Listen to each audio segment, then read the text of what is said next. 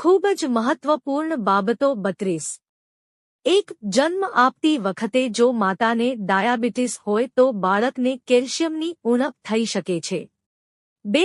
આમળા આયુર્વેદિક ઉપચારોમાં શ્રેષ્ઠ માનવામાં આવે છે, તેથી વજન ઘટાડવા માટે શિયાળામાં આમળાનું સેવન કરવું જોઈએ.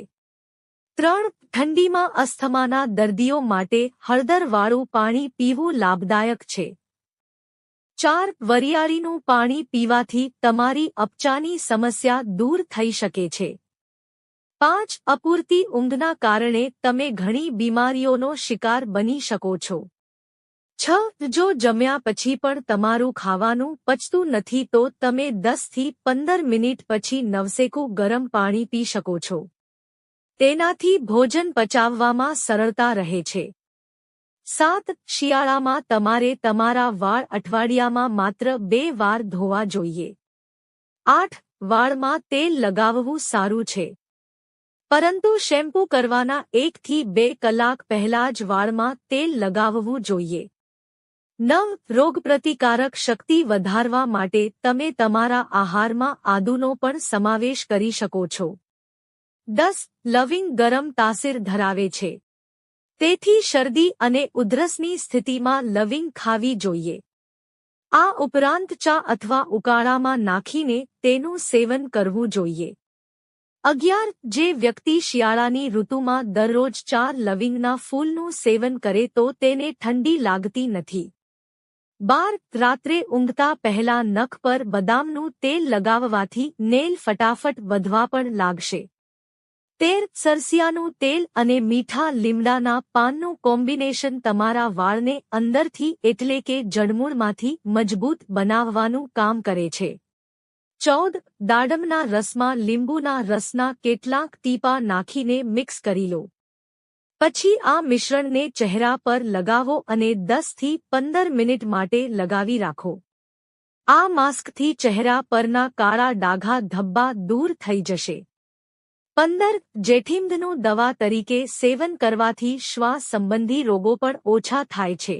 16. નારિયેળ તેલની સાથે મીઠા લીમડાના પત્તાને થોડીવાર ધીમી આંચમાં પકાવી લો, જે બાદ તેના લેપને માથામાં દરરોજ લગાવો. તેનાથી આપના સફેદ વાળ કાળા થઈ જશે. 17. દિમાગને સ્વસ્થ રાખવા માટે દરરોજ ઓછામાં ઓછી 8 કલાકની ઊંઘ લેવી જરૂરી છે. 18. ઠંડીની સિઝનમાં સંતરા ખાવાથી ફાયદો થાય છે. શરદી ખાંસી અને કફ જેવી તકલીફોમાં તે આરામ આપે છે. ખાસ કરીને જો આપને ફેફસામાં કફ જામ થઈ ગયો હોય તો આ ફળ આપના માટે રામબાણ છે. 19. મગજને સ્વસ્થ રાખવા માટે તમે રોજ વ્યાયામ કરી શકો છો. વ્યાયામ કરવાથી માથાના ભાગમાં લોહીનું સર્ક્યુલેશન સારી રીતે થાય છે. 20. પલાળેલા ચણા અને ગોળ સવારના સમયે બાળકોને ખવડાવવાથી તેમની હાઇટ ઝડપથી વધે છે.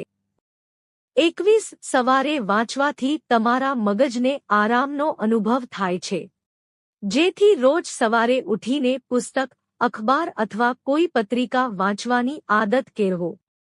22. સંતરા ખાવાનો સૌથી સારો સમય બપોર 11 અથવા 12 વાગ્યા છે, પણ સંતરાને ક્યારે પણ સવારમાં ખાલી પેટ ન ખાવા જોઈએ. તેનાથી આપની બોડીમાં એસિડિટ બનવાની સંભાવના રહેશે અને તે પાચન તંત્રને પણ બગાડી શકે છે.